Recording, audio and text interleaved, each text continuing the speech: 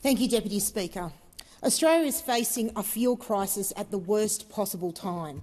After 4 years of economic mismanagement under the Albanese government, Australian households are already under immense pressure, working harder, paying more and getting less. Now a fuel supply shock is compounding that pressure across every corner of our economy. Because fuel is not just another expense. Fuel is the cost of everything. And while I welcome the government's move to finally listen to the Australian people and the coalition to halve the fuel excise for 6 months, this is a short-term measure when we undoubtedly require both immediate relief and long-term vision and action. When fuel prices rise, it flows through groceries, freight, farming, tourism and small business, and right now Australians are seeing the consequence in real time. We're seeing petrol prices nearing $2.60 a litre and diesel climbing above $3.30 a litre. We're seeing service stations running dry, both in regional communities and in our cities. Independent service stations in my electorate are on the verge of collapse, and indeed several have stopped filling their tanks because they simply can no longer afford it. Businesses in line that rely heavily on diesel for their operations, such as the Dorney family in Bulahdelah, are having to sell off their own assets to keep the business afloat, to pay their fuel bill in the face of surging fuel prices. Their fuel bill was typically around $200,000 a month. It's now at $400,000 a month. And this is a business, a sawmill, that has also been smashed by the decision of the New South Wales government to create the Great Koala National Park and to put a moratorium on native harvesting. So at the same time that they are having to deal with these rising fuel prices, they're not getting the throughput in timber to be able to offset the costs. Deputy Speaker, we're seeing families rethink everyday decisions, whether they can afford to drive their kids to sport, visit loved ones or take a planned holiday. I spoke to one junior rugby league club only recently. This was a club that I worked with during the May floods last year. They've got young players who can't afford their registration. I've offered to help because I want these kids not to miss out. These are the sorts of decisions that families are taking, and I respect that. I'm sure these are the conversations that all members, regardless of where they sit in this chamber, are having with their local communities. I mean, as we're seeing, this is not theoretical problems. These are issues that are happening right now.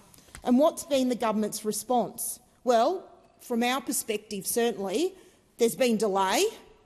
I felt that sitting week when these issues first arose, there was certainly denial about the impacts happening in regional Australia, and I think out in the community there's certainly confusion. For weeks, Australians were told there was no problem, until suddenly we're told it is a national crisis. We have a fuel supply crisis. I know the Prime Minister's view very much is that he's shown leadership. I have to question that, because what many people have said to me is that they've seen a government asleep at the wheel. Now, we have before us this legislation, and let me be clear, the Coalition will always support practical measures that improve supply in a crisis. This bill will enable the Export Finance Australia to step in during extraordinary disruptions to finance and ensure the import of essential goods like fuel and fertiliser.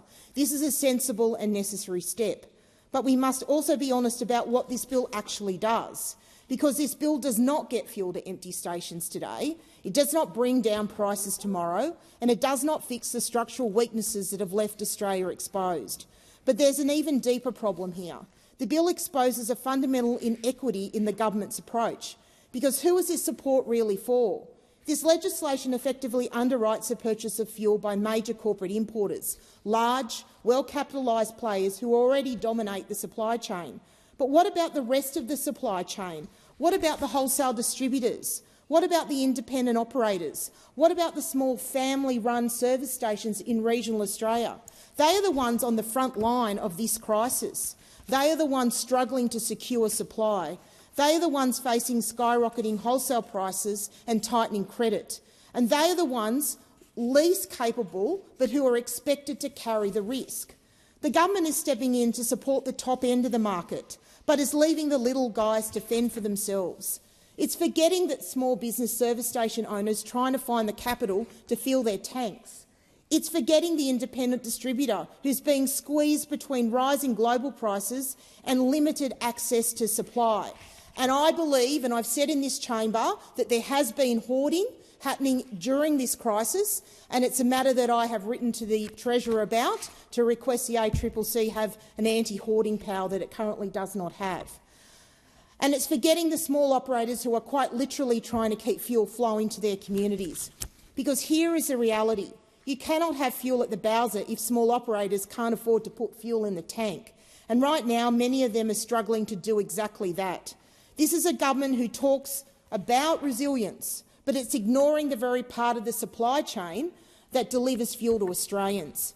It's underwriting imports, but not supporting distribution. It's backing the majors, but forgetting the small businesses that keep regional Australia moving. And that is a fundamental flaw.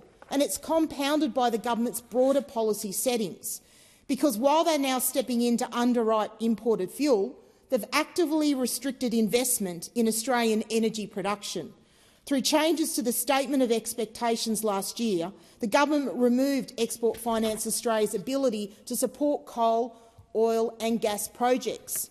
They told the agency to prioritise a narrow ideological agenda, and in so doing they weakened Australia's economic and energy security. So we now have a situation where the government is funding imports of fuel while restricting support for producing it here. If these fuels are important enough to stockpile, they're clearly important enough to produce. If energy security matters, domestic capability must come first. Under the coalition, Export Finance Australia supported Australia's national interest. It backed exporters, it backed jobs, it backed the industries that underpin our economy. Coal, oil and gas are not abstract industries.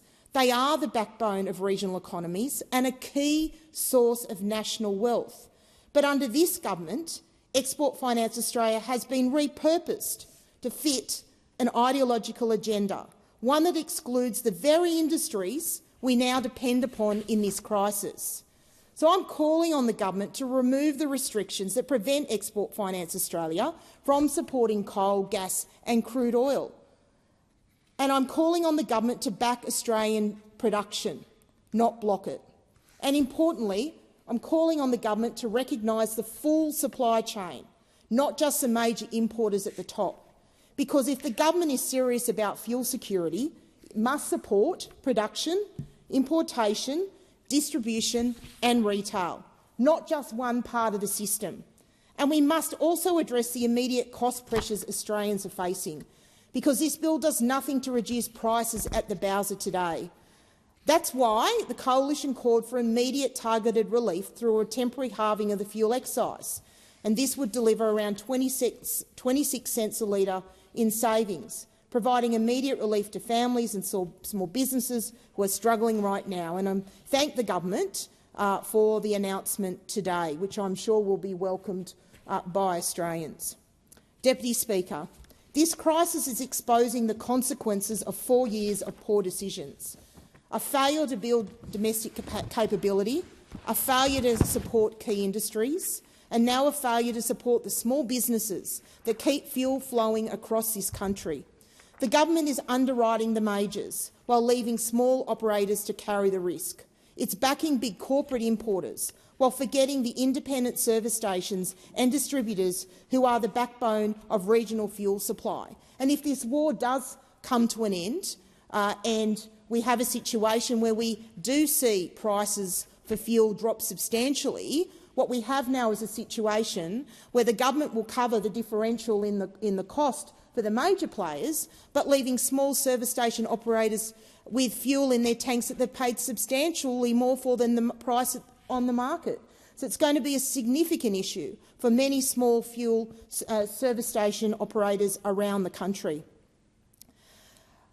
Deputy Speaker, my concern remains that the decision, while I support the decision and the bill that's before us today, there is still a matter of the availability of fuel right now. because it's small operators that cannot afford to buy the fuel, then there'll be no fuel at the bowser. It's that simple. So yes, we will support this bill as a necessary step, but I want to say to the government, please do not stop here.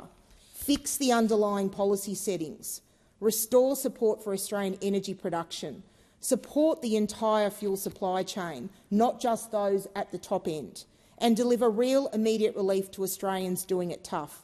Because restoring fuel security is not just about imports. It's about ensuring that every part of the supply chain, from producer to distributor to small service station, can keep Australia moving. My constituents and all Australians deserve nothing less.